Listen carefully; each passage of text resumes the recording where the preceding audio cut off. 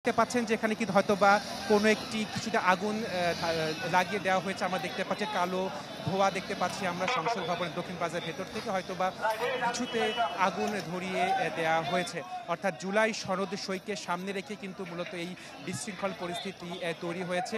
দক্ষিণ প্লাজার ভেতরে সংসদ ভবনের ভেতরে পরিস্থিতি শান্ত থাকলেও যে মানিক মিয়া যে এভিনিউটি রয়েছে সেই এভিনিউতে কিন্তু এখনও রণক্ষেত্র অবস্থাতে রয়েছে। নিয়ন্ত্রণের চেষ্টা করছে আইনশৃঙ্খলা বাহিনীর পক্ষ থেকে। হয়তোবা এই মানিক মিয়া এভিনিউতে কিছুতে আগুন ধরিয়ে দেওয়া হয়েছে, যার ধোঁয়াটি হয়তোবা আপনারা দেখতে পাচ্ছেন। আপনাকে জানিয়ে রাখি যে শ্রেয়া, এখানে যারা অবস্থান কর্মসূচি পালন করছিলেন তাদের যে ৩টি দাবি, সেই ৩টি দাবি জাতীয় ঐকমত্য কমিশনের পক্ষ থেকে মেনে নেওয়া হয় এবং জুলাই সনদের যে অঙ্গীকারনামা আছে সেই ৭টি অঙ্গীকারনামার ৫ নম্বর অঙ্গীকার পরিবর্তন বা সংশোধন করা হয়। এই অবস্থান কর্মসূচি যারা করছিলেন তাদের দাবির প্রেক্ষিতে পরবর্তীতে কমিশনের পক্ষ থেকে এই অবস্থান কর্মসূচি প্রত্যাহার করে তাদেরকে সরে যেতে বলা হয়, কিন্তু তারা সরে না গিয়ে সেখানে অবস্থান কর্মসূচি পালন করে। পরবর্তীতে পুলিশ বল প্রয়োগ করে তাদের দক্ষিণ প্লাজা থেকে বের করে দেয়। তো সংসদ মানিক মিয়া এভিনিউতে রয়েছেন আমাদের সহকর্মী মাকসুদুর নবী, তার কাছে আমরা চলে যাব। মাকসুদুর নবী, ভেতরে আমরা দেখতে পাচ্ছি, বাইরে আমরা দেখতে পাচ্ছি যে কালো ধোঁয়া উঠছে। তো এটি আসলে কোনো কারা আগুন দিল বা কিসে আগুন দিল সেটা আমাদের বিস্তারিত জানাবেন। এগিয়ে যাওয়ার চেষ্টা করছি। এখানে সংসদ ভবনের ভেতরের পরিস্থিতি নিশ্চয়ই, সংসদ এরিয়ার ভেতরের পরিস্থিতি নিশ্চয়ই আমাদের সহকর্মী আশিকিন প্রিন্স তিনি জানাচ্ছেন। বাইরের যে অবস্থা, পুরো এলাকাটা রণক্ষেত্র, বিচ্ছিন্ন বিক্ষিপ্তভাবে ছড়িয়ে আছেন জুলাই যোদ্ধারা। তবে এই জুলাই যোদ্ধাদের উপরে পুলিশ কিন্তু এখনও খুব বেশি বল প্রয়োগ, লাঠিচার্জ কিন্তু তেমনটি করতে দেখা যায়নি। তারা সংঘবদ্ধভাবে তাদেরকে দূরে সরিয়ে ছত্রভঙ্গ করারই চেষ্টা আমরা দেখেছি। কিন্তু এই পরিস্থিতি আসলে ঠিক কখন নিয়ন্ত্রণ হবে, অগ্নিকাণ্ডের এখানে যে অবস্থা তাতে বোঝা যাচ্ছে না এই অগ্নিকাণ্ডটা শুধু রাস্তায় সীমাবদ্ধ থাকবে নাকি ছড়িয়ে পড়বে। আমরা দেখছি সব কিছু মিলে এখানকার পরিস্থিতি বেগতিক। এই অবস্থায় রাষ্ট্রীয় অনুষ্ঠানটি সম্পন্ন করা হবে কিনা সেটি আমরা বলতে পারছি না। তবে আর্ম পুলিশ ব্যাটালিয়নের সদস্যদেরকে আমরা দেখছি তারা এই মুহূর্তে রাস্তায় পুলিশের সঙ্গে অ্যাকশনে যোগ দেবেন বলে আমরা অনুমান করতে পারছি।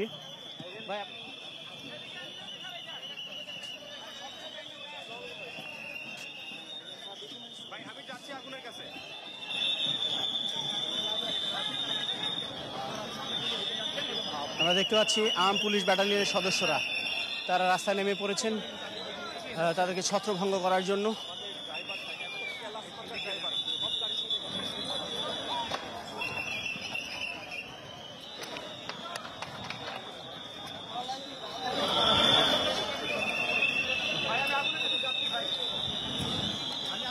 এখানে এবার কিন্তু বেশ বড় আকারে পুলিশ সদস্যরা একটার পর একটা আমরা দেখতে পাচ্ছি সাউন্ড গ্রেনেড তারা নিক্ষেপ করছেন। পরিস্থিতি খুব খারাপের দিকে যাচ্ছে, বেশ খারাপের দিকে যাচ্ছে। আমরা দেখতে পাচ্ছি পুরো এলাকার চিত্র আপনি দেখতে পাচ্ছেন।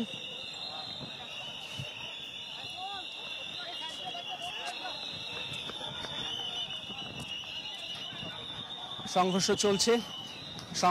এই রণক্ষেত্রের যে পরিস্থিতি সেটি কিন্তু অগ্রসর হয়েছে আরং অভিমুখী সড়কের দিকে। একটার পর একটা সাউন্ড গ্রেনেড আমরা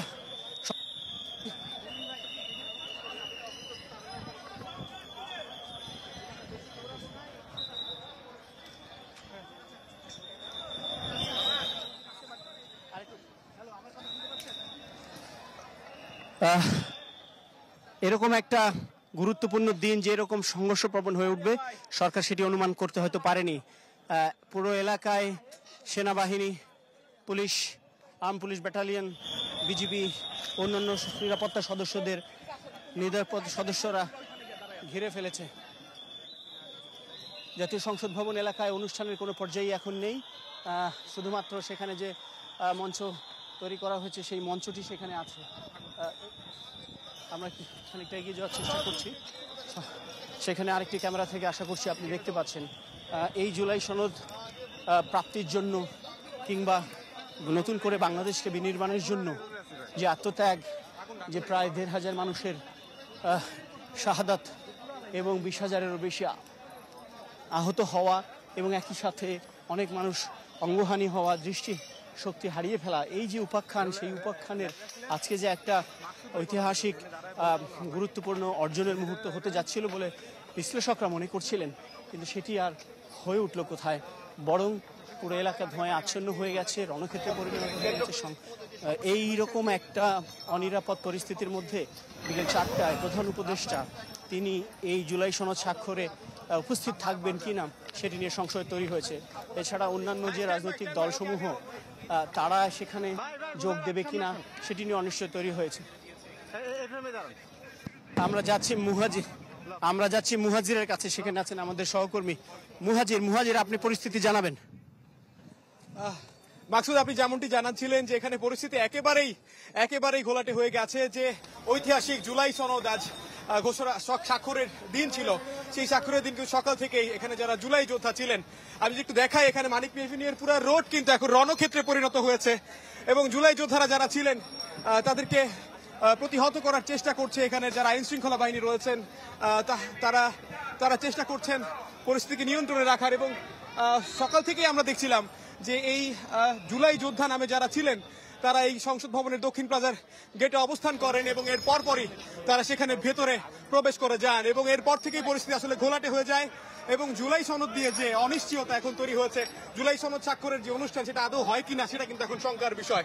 আমরা দেখতে পাচ্ছি যে মানিক মিয়া এভিনিউয়ের যে ওই আসাদ গেটের যে মোড় রয়েছে, সেই আসাদ গেটের মোড় থেকে একেবারে খামারবাড়ি পর্যন্ত যে এলাকা, সেই পুরো রোড কিন্তু একেবারে এখন রণক্ষেত্রে পরিণত হয়েছে। এবং যারা জুলাই যোদ্ধা যারা আছেন তারা ওই পাশে অবস্থান করছেন আসাদ গেটের ওই প্রান্তে, এবং আইন শৃঙ্খলা বাহিনী বিশেষ করে পুলিশ এপিবিএন এর সদস্য যারা রয়েছেন আমরা দেখতে পাচ্ছি তারা বেশ কয়েকটি ককটেল বিস্ফোরণ করেন এবং যারা রয়েছিলেন জুলাই যোদ্ধা তাদেরকে কিন্তু আমরা দেখেছি তারা ওই প্রান্তে অবস্থান করছেন।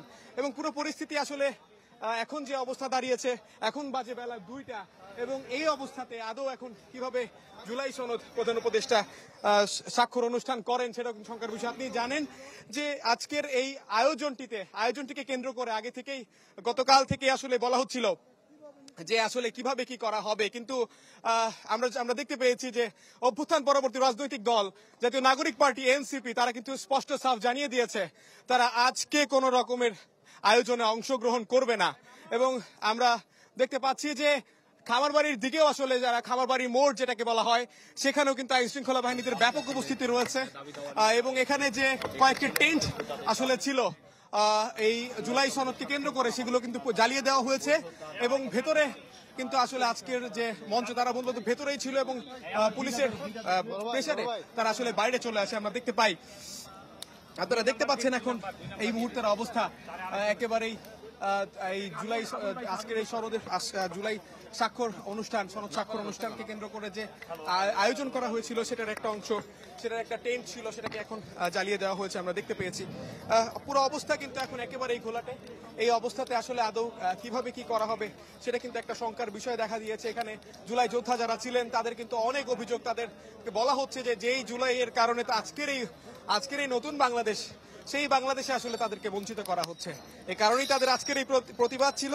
আজকের এই প্রতিবাদকে কেন্দ্র করে এখন এই অবস্থায় অনেকক্ষণ ধরেই আমরা দেখতে পাচ্ছিলাম যে যারা এর আগে যে যোদ্ধারা যারা ছিলেন তারা কিন্তু বলছিলেন যে তারা যেভাবেই হোক তারা এই জুলাই সনদে স্বাক্ষর অনুষ্ঠান তারা কোনোভাবেই হতে দিবে না। তারা কিন্তু এর পরপরই তারা বলছিলেন যে যেভাবেই হোক তারা আজকে এই জুলাই সনদ যে অনুষ্ঠান রয়েছে, স্বাক্ষর অনুষ্ঠান রয়েছে, সেটা আজকে তারা করতে দিবে না। বারবার তারা বলছিলেন। আমরা দেখেছি যে এই দক্ষিণ প্লাজার ওই অবস্থান মঞ্চের সামনে থেকে অবস্থানকারীদের পুলিশ সরিয়ে দেয় এবং জুলাই যোদ্ধারা বাইরে গিয়ে বিক্ষোভ করে, যানবাহন ভাঙচুর করে এবং এক পর্যায়ে কয়েকটি দল মিলে মঞ্চের ভিতরে ঢুকে যায়। এ সময় পুলিশ আবার তাদেরকে সরিয়ে দেয় এবং বাইরে লাঠিসোঁটা হাতে যারা ছিলেন তারা বিক্ষোভ করতে থাকেন। আমরা অনেকের সঙ্গে কথা বলেছি, তারা জুলাই শহীদ পরিবার ও আহত যোদ্ধা ব্যানারে এই ব্যানারে তারা আজকে অবস্থান নেয় এবং অনেক যারা ছিলেন তাদেরকে আমরা দেখেছি স্লোগান দিতে। তারা দাবি করছিলেন জুলাই আন্দোলনে তাদের অবদানের রাষ্ট্রীয় স্বীকৃতি, আইনি সুরক্ষা এবং পুনর্বাসন বাস্তবায়ন করতে হবে। এই 3টা দফা তারা দাবি জানান আজকে এই সকাল 10টা থেকে তারা এই 3 দফা দাবি জানান এবং সেটার পাশাপাশি আমরা দেখতে পেয়েছি যে আসলে ঠিক বেলা 1টার পর থেকে আসলে একটা পরিস্থিতি সৃষ্টি হয়, যে পরিস্থিতিতে আসলে এখন পুরো এলাকাটাই মানিক মিয়া অ্যাভিনিউ যে পুরো এলাকাটা রয়েছে সেই এলাকাটাই আসলে একেবারে থমথমে পরিস্থিতি বিরাজ করছে। নতুন বাংলাদেশ গড়তে এলো জুলফিকার স্টিল। জুলফিকার স্টিল, ইস্পাত দৃঢ় অঙ্গীকার।